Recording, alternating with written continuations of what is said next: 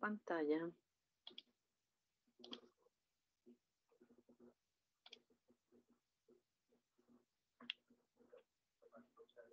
Muy bien. La última sesión que estuvimos viendo este artículo en donde les daba yo algunos ejemplos de a qué se refiere este proceso de sucesión en las empresas chiquitas o las familiares. Estas empresas familiares es una modalidad también de las empresas emergentes y de las MIPYMES. Alguna vez todas las micros, pequeñas o medianas han sido empresas familiares porque pues es una forma de incorporarse, si no es cierto, a este espacio de la vida laboral, pues a lo mejor también es justamente con el objetivo de ayudar a la familia, ¿no? En el empleo, en la obtención de ingresos, etcétera. Y esta falta de preparación en el ámbito administrativo, recuerden, estamos en el tema de habilidades administrativas. Estamos viendo una posibilidad de muchas, ¿verdad? Habíamos comentado que las MIPYMES tienen una vida promedio de entre 5 o 7 años, más o menos dependiendo las circunstancias, el país, pero es una vida muy corta.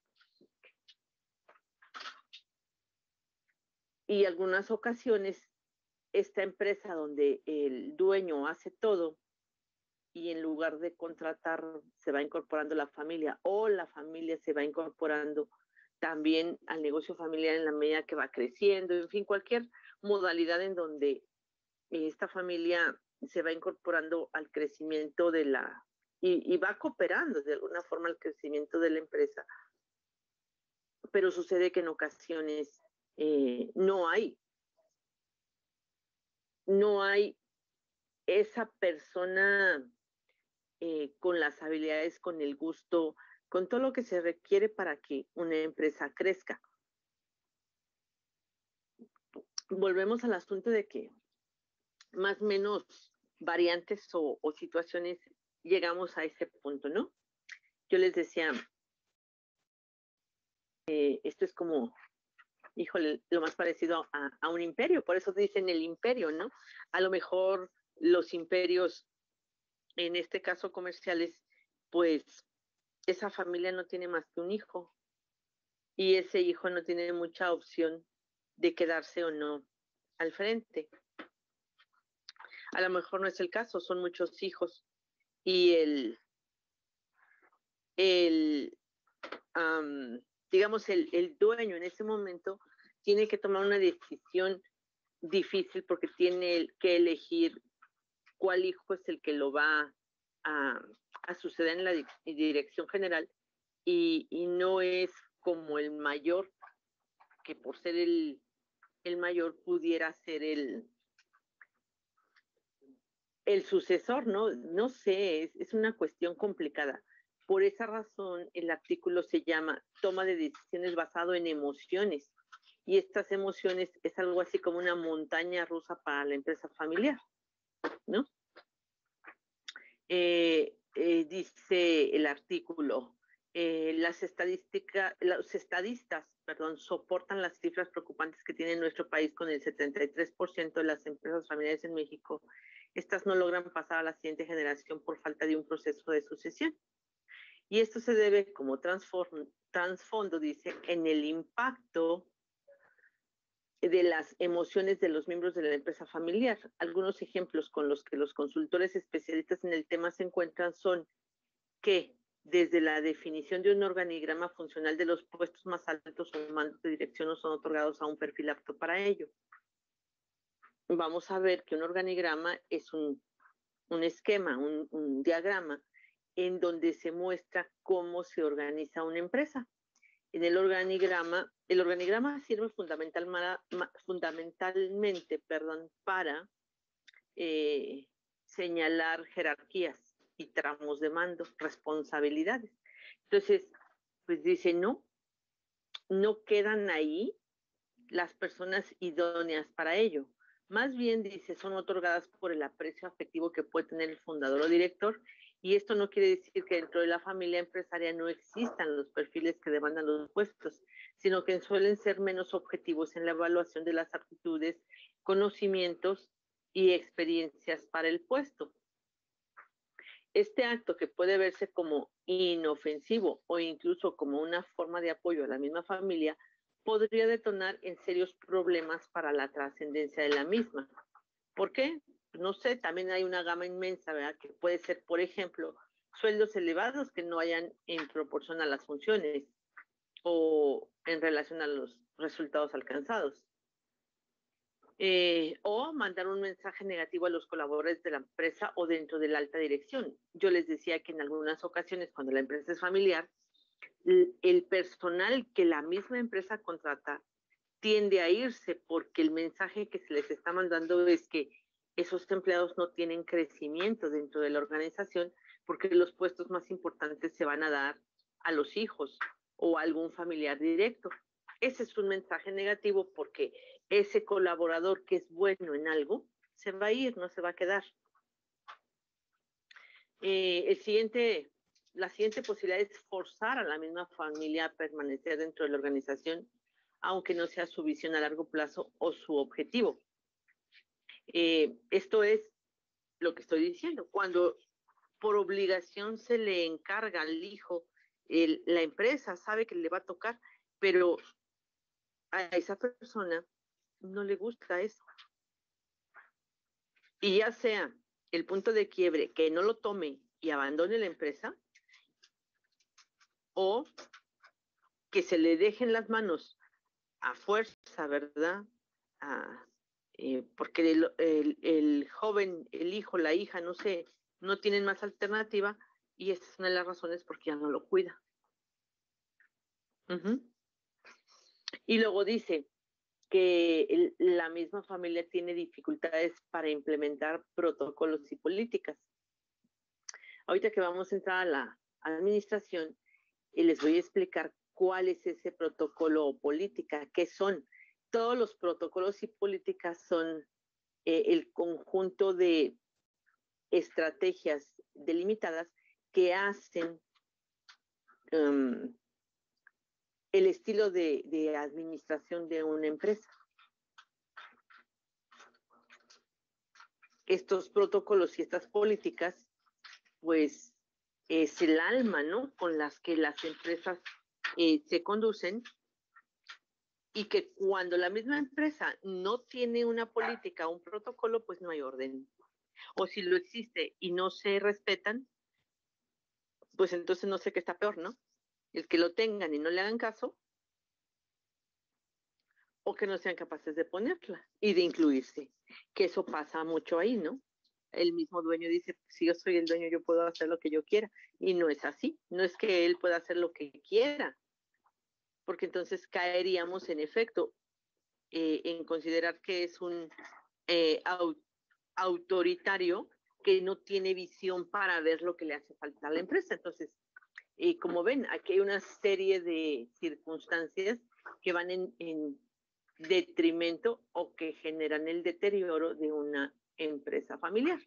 Bueno, eso es un artículo publicado en una revista especializada y que hace como un compendio de las problemáticas que pueden tener las empresas de tipo familiar que no logran crecer desde el punto de vista administrativo y económico financiero, porque no se ponen de acuerdo, porque no saben, justamente porque hay esa ausencia de habilidades administrativas.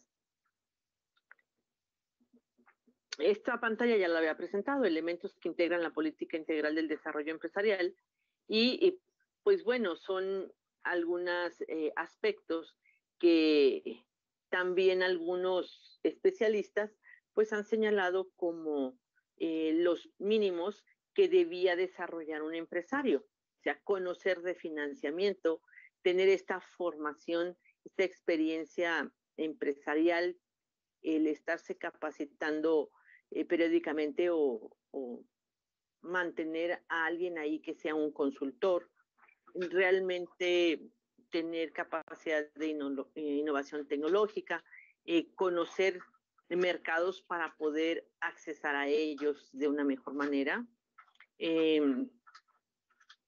tener los proveedores adecuados, desarrollar esas relaciones con los proveedores. Estas son formas de producción. Y como agregar, aquí estaríamos hablando de logística, básicamente esta parte, y por supuesto el desarrollo de la tecnología de la información, que ya les decía, la tecnología de la información en beneficio de la empresa, ellas en la forma de producción, y que en este curso vemos orientado al desarrollo de estrategias de mercadológicas. A eso vamos a orientar. Voy a regresarme, si me permiten, en los temas. Vamos a entrar a mercadotecnia, vinculación con la cadena de aprovisionamiento. Aquí es donde entramos a mercados y desarrollo de proveedores y definición de canales de entregas a los clientes. Seguimos con cuestión de mercadotecnia, promoción y publicidad, que tiene que ver un poco con la logística, por supuesto, no un poco, es bastante, y la competitividad a nivel internacional, encaminada a, entonces, a la tecnología de la información como estrategia competitiva de pymes. El otro día también estuvimos hablando de la tercera ola, ¿se acuerdan? Por aquí les dejé, me parece.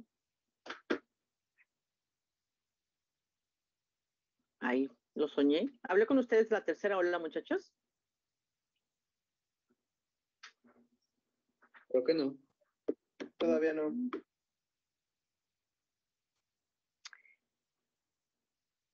Ups, lo soñé, ¿verdad? No va a deber ser con el otro grupo. Voy a tener que tener una agenda aquí cuando empiece porque me ando confundiendo. Bueno, esta tercera ola es un libro, les decía, esta tercera ola es un libro que escribe, pues esa no es la que quiero, tercera ola, de Alvin Toffler. Ajá. Y esta tercera ola, este libro de Alvin Toffler, este libro se publica en el 79 y este señor es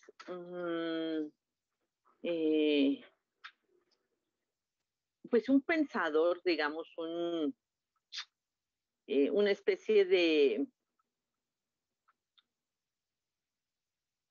es que no puede ser futurista, no estoy hablando de alguien que tenga una bolita de cristal, ¿no? Más bien es un filósofo moderno, algo de... Hoy día hay un futurólogo que es físico, no sé si lo conocen, es lo más parecido a Alvin Toffler, que no me acuerdo también cómo se llama, físico y futurólogo. ¿No lo conocen tampoco? Él es japonés. Oh. Futurólogo. Me parece que sí es japonés. Déjame ver si me lo da el oráculo. A ese nivel hemos llegado. Sí, es el divulgador científico, la última. Michio Kaku se llama él. Ahorita regresamos con él. Bueno, Alvin Toffler, se le denomina futurólogo, murió en junio del 2016 y cuando escribe este libro por allá de los 60, híjole, no quiero pensar también en un cuento, ¿cómo se llama? Aquel, ay, se me patinó ahorita, este señor que escribió que si tendríamos o no televisiones, ¿no? O como hoy día que podemos hacer videollamadas en tiempo real y todo ese rollo. Hasta donde aquel señor que escribe ese cuento en el siglo XVIII, con qué elementos de juicio lo hizo. En el caso de Alvin Toffler, lo ve, ¿no? Dice, él predijo que las ciudades perderían importancia con el cambio del trabajo desde la oficina y la fábrica hacia el hogar. Sin embargo, más gente vive ahora en las ciudades que nunca antes. Para 2050 se espera que cerca del 66% de la población mundial viva en áreas urbanas, según cálculos de la ONU.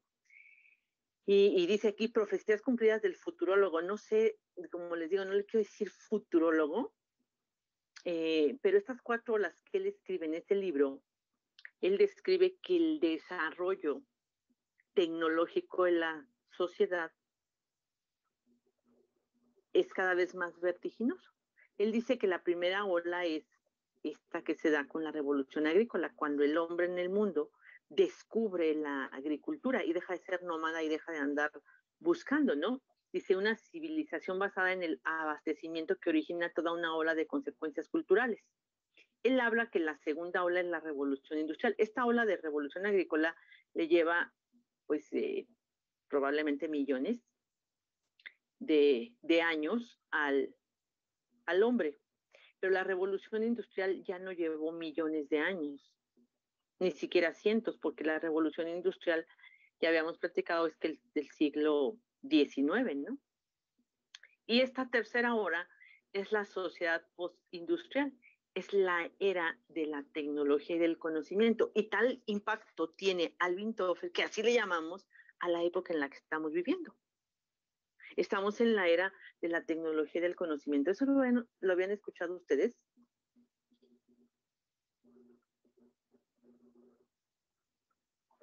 La verdad, no. No. Dice, el shock Yo del sí. futuro. ¿Verdad que sí? El shock del futuro se convirtió en un bestseller mundial por su pensamiento premonitorio y lateral. Alvin Toffler pronosticó, por ejemplo, que el futuro de la humanidad iba a depender no de la producción industrial o postindustrial, sino del conocimiento. Y hoy día conocemos este momento que estamos viviendo como la era de la tecnología y del conocimiento. Y desde que aparecen, yo creo que los chips, no sé si es exactamente lo que detona, tenemos años, solo años, décadas, en donde vamos como acelerados, ¿no? Esta tercera ola, dice aquí, la tercera ola es la que se inicia en el lapso del 55-70 con la tercera revolución industrial o la revolución científica y tecnológica que impulsa fenomenalmente la producción agrícola e industrial por obra del incremento espectacular y creciente de la productividad. E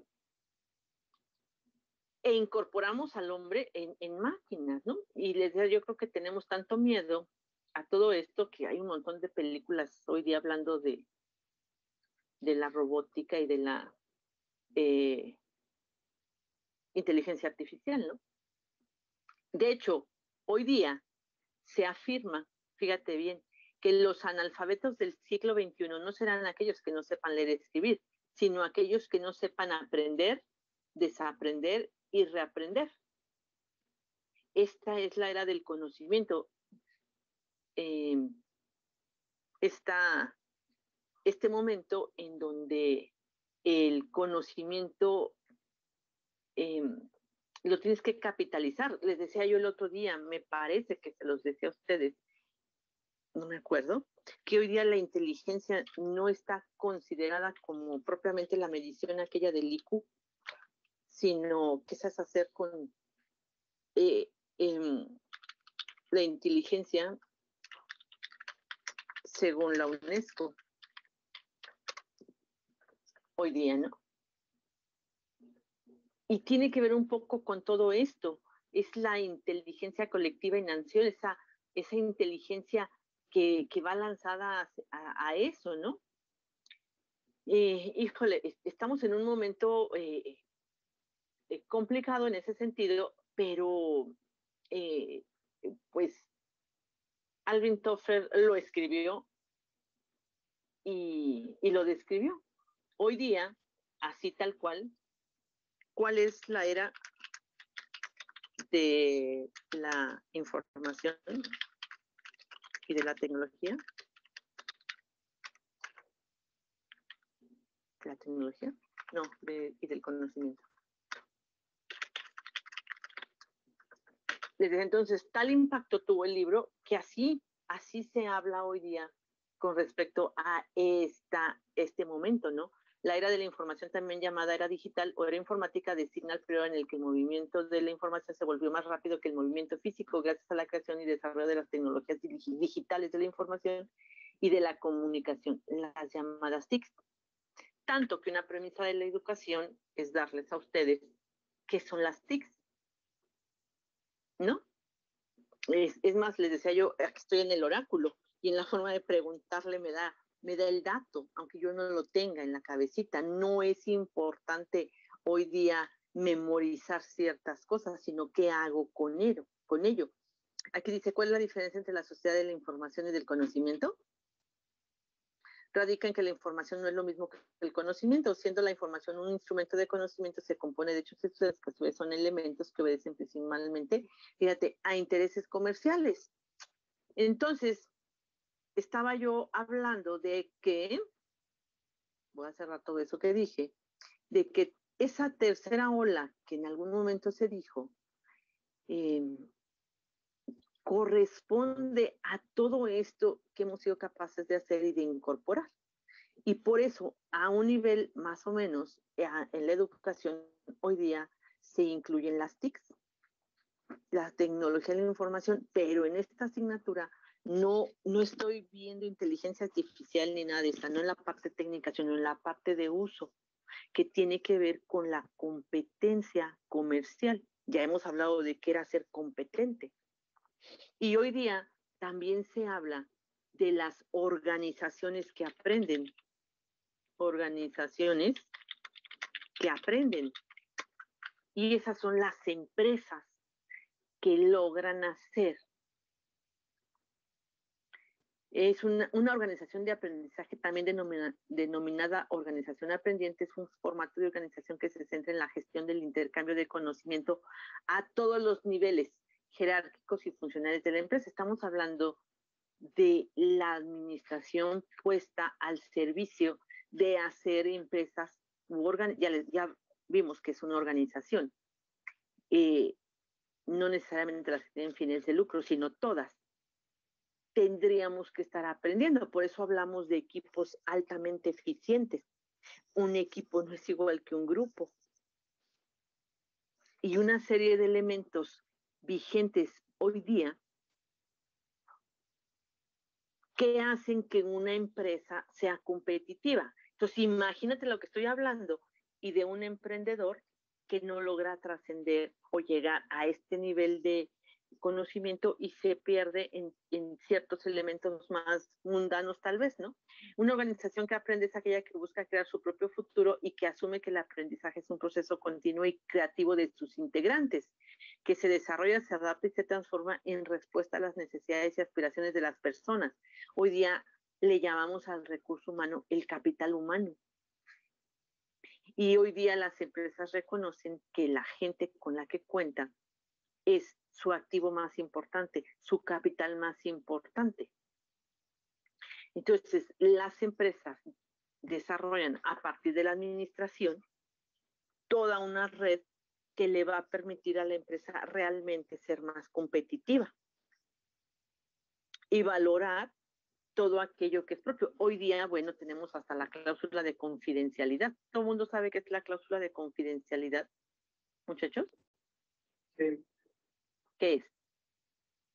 Bueno, en muchos contratos o en muchos acuerdos que se hacen, por ejemplo, está muy sonado ahorita que los que trabajan en Disney tienen cláusulas de confidencialidad de los procesos internos que lleva la empresa. Pueden estarlos difundiendo mientras estén trabajando para la empresa, y hay otras empresas que te ponen limitantes de que después de 10 años puedes hablar de la empresa o así.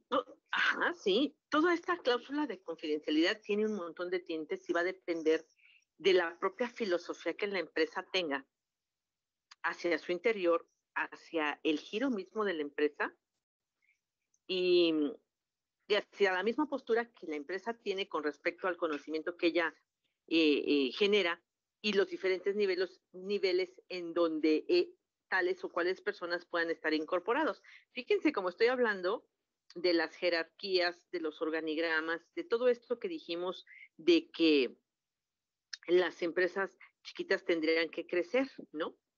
Y, y yo te diría como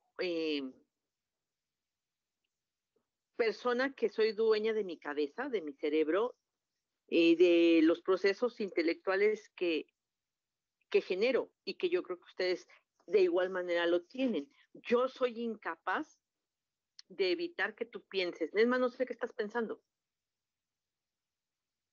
Y venimos a esta clase como venimos a la universidad, como iríamos a un trabajo y todo el tiempo tú estás aprendiendo. Estás aprendiendo cosas. ¿Qué cosas estás aprendiendo? Yo no sé. Me explico. Si venimos a la escuela tenemos la obligación de aprender ciertas cosas porque tengo un programa. Esto que estás viendo aquí es un programa. Y mi obligación es, yo como docente, en el proceso de enseñanza-aprendizaje, pues en mí recae el proceso de enseñanza. Mi obligación sería mostrarte diferentes formas desde mi realidad de estos contenidos. Pero yo no sé cómo tú los asimilas. Y lo peor que vas a hacer con ellos. Probablemente yo haga baterías, exámenes, prácticas, en donde trate de comprobar cómo asimilaste estos temas. Y tengo que tener un estándar en donde decir, debes saber esto, que es lo que va a poner en la batería. Pero cada uno de ustedes, con su propio potencial, usarán esta información para ciertas cosas. Bueno, todo eso que dije ahorita, ¿se entiende? Muchachos. Sí. Pues eso mismo va a pasar en un trabajo.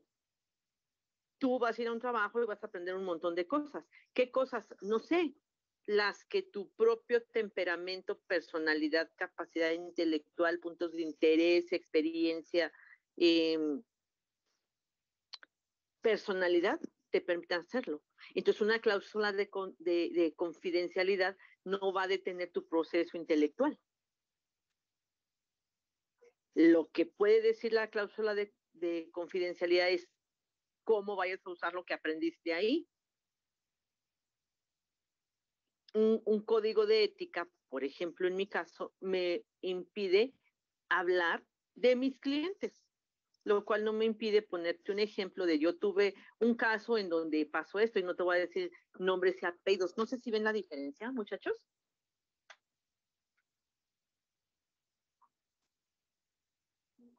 ¿Ven la diferencia de lo que estoy diciendo? Sí. Entonces, esta era del conocimiento hace tan importante lo que, o sea, se dieron cuenta que lo que se hace ahí, tanto que desarrollamos hace unos años, muchos, a lo mejor estos códigos legales para registrar los inventos, reconocerle a quien descubrió tal cosa. Y tenemos a nivel internacional estas bases de datos en donde tenemos la protección industrial o los derechos de autor para que el conocimiento de esa persona quede protegido y también pueda lucrar con lo que descubrió. Todo eso tiene que ver con todo esto. Pero va a estar un poco difícil de determinar qué haces con la información. Y va a ser muy difícil que yo, como empresa, pueda hacer o impedir que tú pienses sobre lo que aprendiste allá. Entonces, tu capacidad, y sabiendo esto, va a buscar otras salidas y otras, si te interesa, pues ponerlas en práctica con tu propia rasgo, lo que tu propia creatividad e innovación y, e individualidad le va a dotar a eso que aprendiste y entonces vas a decir, no, es que no es lo mismo. Tan lo usan, muchachos, que cuando solicitan empleados, las compañías dicen que hayas tenido experiencia en una empresa de tal o cual, ¿no? Por ejemplo, a mí me piden que tenga experiencia en materias de tal o cual. Y a otro profesor, pues en su rama, ¿sí me explico? Entonces, es como querernos coartar pero a la vez marcarnos líneas. Así es. Y ahí está, ¿no?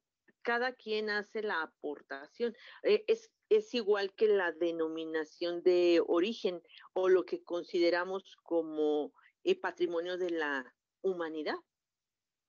No podemos apropiarnos lo que está ahí porque es de todos en algún momento. Podemos tener los derechos a explotarlo comercialmente por un número de años, pero después es libre como nuestra inteligencia y nuestros procesos mentales. A ver, aquí los confundí, les dejé cómo esto va y viene, es como el respirar nuestro, ser recursivos, damos vueltas sobre lo mismo y tratamos de aprender. ¿Se acuerdan que les dije? Aprender con H. ¿Alguien se me perdió en todo lo que estoy diciendo, muchachos?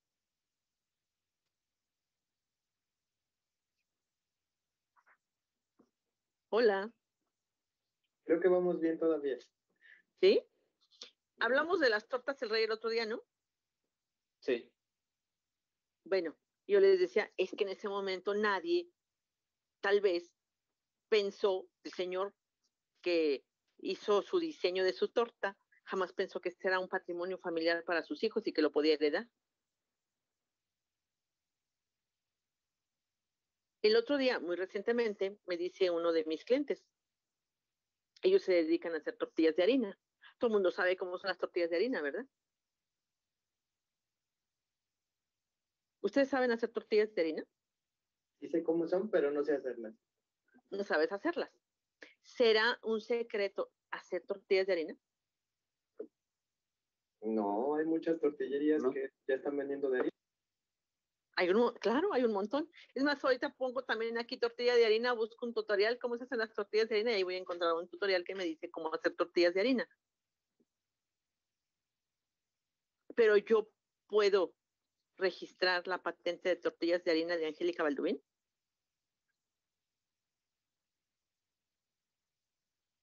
Cuando las tortillas de harina serán parte del patrimonio cultural, la gastronomía mexicana es patrimonio cultural de la humanidad, no nomás de México, de la humanidad. Es una de las comidas, una de las cocinas más ricas, más variadas. Y ya no digo para qué sirven las tortillas de harina, ¿verdad? Desde los famosos burritos norteamericanos. Digo, sé que es una comida mexicana, pero el burrito, la concepción norteamericana es así como si todo el día comiéramos burritos, ¿no? Y no es así. Y no todos los tacos en tortilla de harina son burritos. No, ¿sí me estoy explicando, muchachos? Bueno, esta empresa es una empresa familiar y resulta que en la empresa familiar había una persona que tenía dinero, yo creo, así empezaron y se pusieron a vender tortillas de harina. Sus tortillas de harina están bastante buenas. O sea, bueno, muchas tortillas y es una cuestión de gusto. A mí me gusta que la tortilla de harina esté flexible y tenga un saborcito que va con mi percepción y no todas las tortillas ni tienen ese nivel de flexibilidad ni tienen ese sabor con el cual yo me identifico y me gusta. Y entiendo lo que ella dice. Pues resulta de que se enojaron, se fastidiaron, se pelearon, yo no sé, y uno de los hermanos se va. Y me dice a mí, yo le puedo prohibir que haga tortillas de harina como nosotros. Pues tenías cláusula de confidencialidad, registraste tu receta, no. ¿Y quién hacía las tortillas aquí? Él. Ups, entonces te fue el negocio. ¿Sí me expliqué, muchachos? Sí, sí. Entonces, y es una empresa familiar y se pelearon, eso acaba de pasar. Entonces, es algo común, todo lo que les acabo de decir está vaciado en ese momento. El negocio ya no es microempresa, yo creo que ahorita ya es una mediana empresa, porque ya tenían varias sucursales, tenían varios lugares donde producían la tortilla, ya llegaban a varios, bueno, estaban creciendo. Y con esta fractura, los que se quedan con la marca los que aparecían como dueños de la tortillería, ahora que se va el hermano, resulta que no era así, pero eran sus entrañas, ¿verdad? Pero ya pasó. Si ellos nunca se preocuparon por dominar la receta y menos protegerla, o cómo se divide, fíjate hasta dónde, ¿verdad? Ya no se trata de cosas materiales, se trata del conocimiento y la experiencia que se les fue. Y casos como ese, este estoy diciendo, ahorita pasó en un lugar aquí en San Luis. Pero se repite y se repite a lo largo, con empresas grandes, medianas, chiquitas, que se pelean. Ya les dije, eso pasó con Bimbo. Un hermano se fue a España, no quiso estar con ellos y les robó el nombre. No se los robó, pues era de él también. Y lo pudieron incorporar hace realmente muy poco, hace 10 años que se murió el señor y que pudieron negociar con los otros hijos, los primos. Le tuvieron que indemnizar y ahora sí ya es Bimbo la compañía mexicana porque ya es la segunda, tercera generación y son mexicanos. Pero hasta que Bimbo de México se hizo una transnacional como lo es hoy día, ¿ok? Entonces, bueno, voy a regresar un poquito, tengo un minuto, me voy a cortar, pero son 3:43, les voy a pedir que regresen, no he tomado lista, así es que sé que estamos 45 personas, pero no sé quiénes son, ¿eh? Ok, entonces para lograr todo esto que estamos viendo, la administración, y digamos, es la herramienta, el, el pegamento que nos permite eh, utilizar todo lo que estoy diciendo y amalgamarlo. No necesito estudiar la licenciatura en administración para hacerlo. Fíjense lo que estoy diciendo y se los digo también a los estudiantes de administración.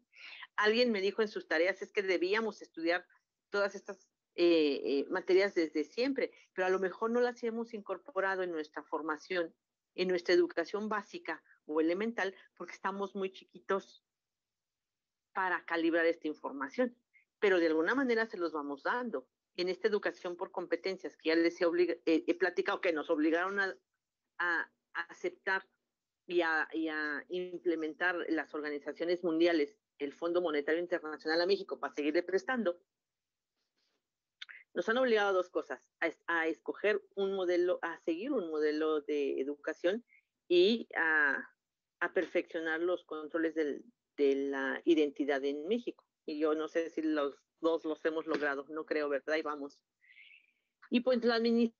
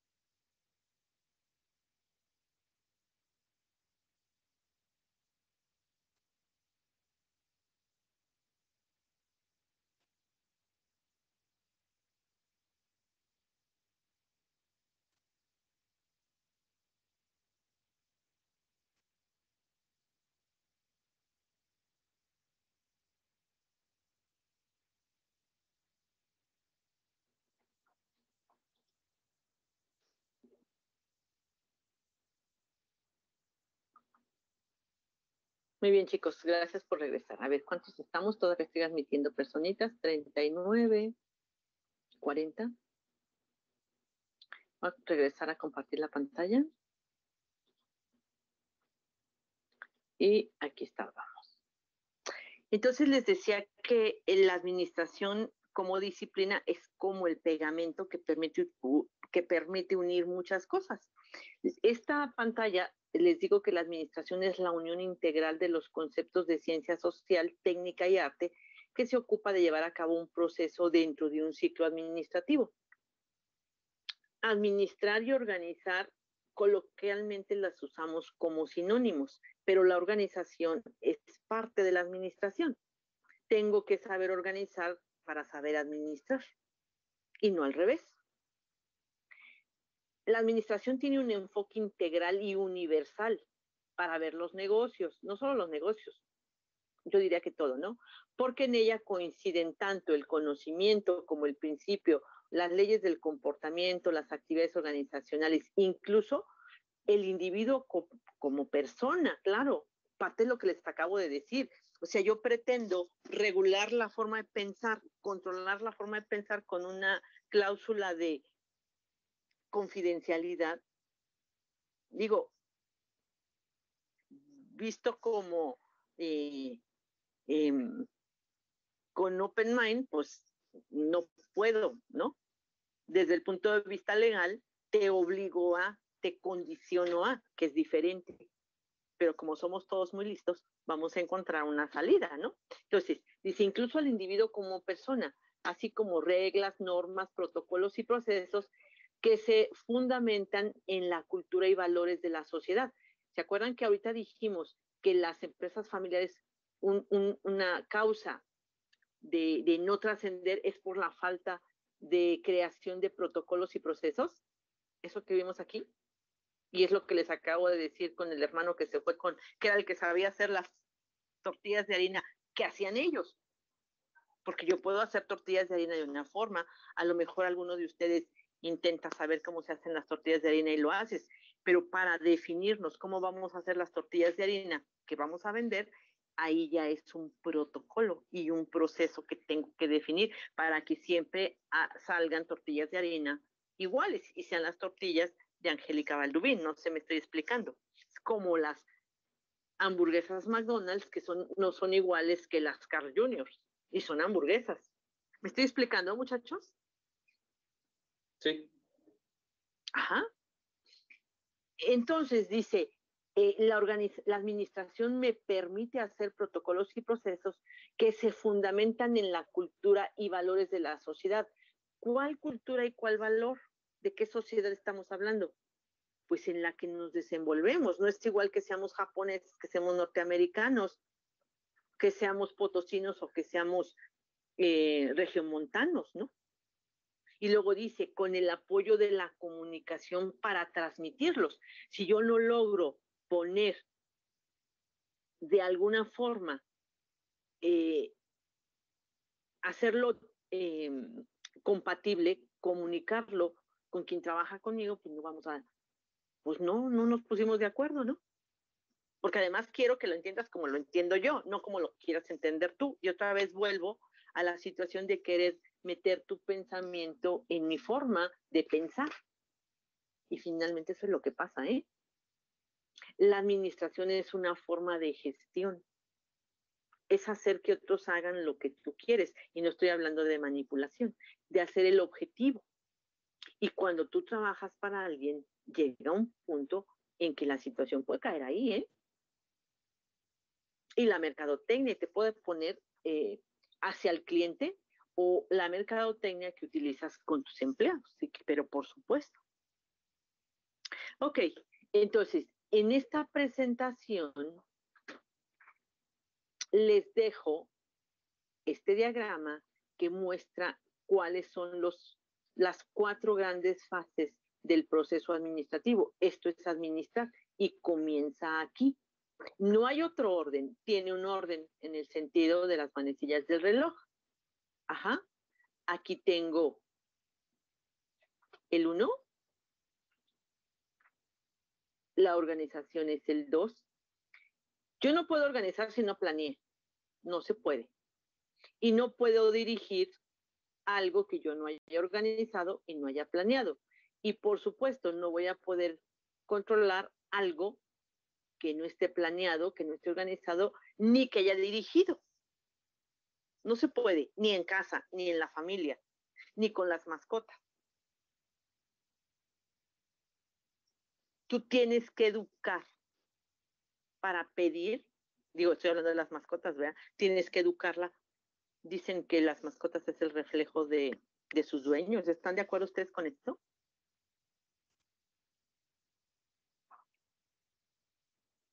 A veces. A lo mejor no lo habías pensado, pero tu mascota va a reflejar lo que tú le enseñaste o no le enseñaste. Y si tú no planeas qué quieres que aprenda tu mascota y se va a ir por ahí, pues entonces, como las fiestas, les decía yo, dicen cuando hacen una fiesta, una reunión, se la pasan padre y dicen, vea, y ni siquiera lo planeamos. El punto es que si tú lo hubieras planeado, hubieras tenido una expectativa y con esa expectativa calificarías algo. Entonces, este es el proceso administrativo que se repite y se repite y se repite y se repite en tiempo real constantemente. Y ahí la dificultad del proceso administrativo y de tenerlo claro. Ajá. Para planear tenemos los objetivos, las políticas, los procedimientos, los programas. Yo tengo un programa de educación y al que me tengo que apegar para llevar este curso. Que yo tenga libertad de cátedra, de cómo voy a revisar el programa, eso es otro rollo. Pero el programa ahí está, ¿no? Tengo los pronósticos y tengo los presupuestos. El presupuesto es necesario en tu proceso de planeación. Es saber cuánto cuesta lo que quieres hacer.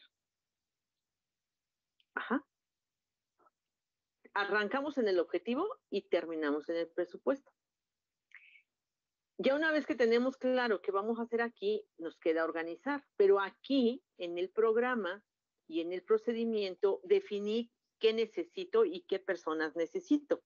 Entonces ya las organizo. En esta parte es donde creo los protocolos y los procedimientos. Ajá, los implemento. Aquí tengo el procedimiento y aquí lo voy a bajar a las personas.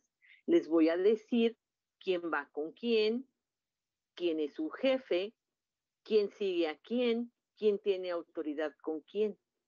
Es imprescindible coordinarlos, pero lo planeé aquí en esta parte. Ajá. Y entonces, cuando ya tengo aquí definido quiénes son las cabezas, los líderes, las guías, los jefes, llámale como quieras, más o menos moderno. Un jefe es una versión antigua, un líder es una versión moderna de autoridad, de comunicación, de supervisión y de motivación, y cada cosa es diferente. Eso es hacer dirección. Y el control es interpretar no solo el resultado, no solo es generar una acción correctiva, no solo es retroalimentar al equipo de cómo lo está haciendo en tiempo real, sino cómo. Ajá. Todo esto que les acabo de decir es administración, esto. En la empresa en su medio hacemos un estudio un poquito más profundo. Ahorita necesitamos retomarlo. Yo les pedí una tarea en donde ustedes iban a hacer el ejercicio. Yo les hago una súper pequeñísima descripción de una empresa y ustedes iban a detectar el microentorno y el macroentorno. Yo necesito saber quién soy y dónde estoy para tener claro a dónde voy. Tengo que saber mis fortalezas y mis áreas de oportunidad. Estoy hablando de un análisis FODA. Esa es una versión inicial de la administración estratégica.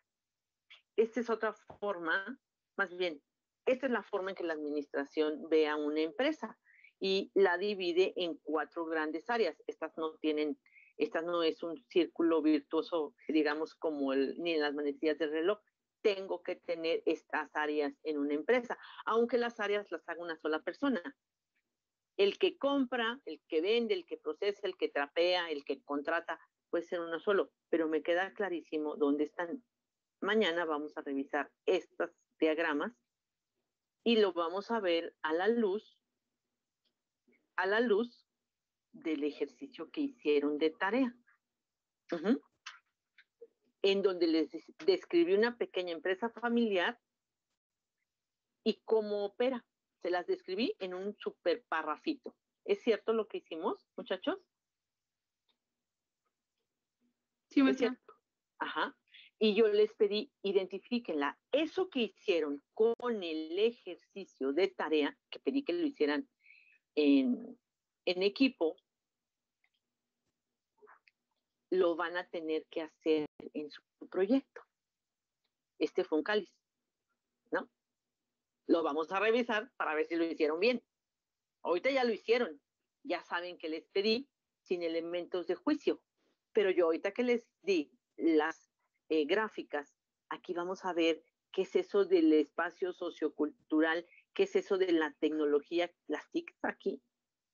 Y los factores económicos los identifico, cuáles son, y todas las leyes, el conjunto de leyes que me guste o no, es el marco donde me desempeño. Y mira, nivel de corrupción, que ya habíamos hablado, México está en los primeros 10 en el ranking de los países más corruptos, ¿no? Aquí les dejé una brevísima descripción de un negocio y les pido que identifiquen esto para hacer un análisis de fortalezas, oportunidades, debilidades y amenazas. Vamos a ver qué logramos hacer. Les di un pequeño avance de lo que sería el FODA y les pedí que hicieran este brevísimo análisis que ahora vamos a perfeccionar para que lo puedan hacer en su proyecto con un conocimiento de causa. A lo mejor aquí ya ven las cosas de manera diferente,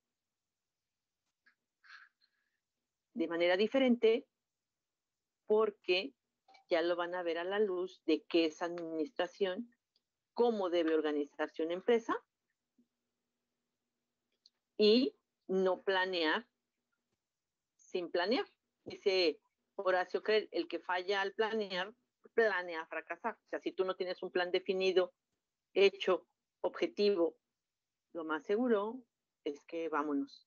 Y aquí les dejo otra gráfica con las características de la empresa. Aquí aparece la empresa familiar por un lado y todo este esquema de empresas que también ya más o menos describimos, porque pues vean ustedes que aquí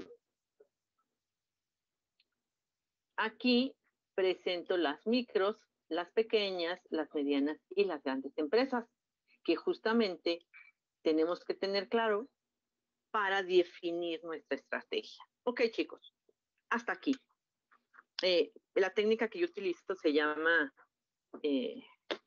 círculos concéntricos. Los llevo y los traigo sobre el tema para que todo el tiempo estén tratando de interrelacionar los temas que estamos viendo, porque no hacemos un estudio integral, dado que ustedes reciben solamente la parte práctica de estos temas, ¿no?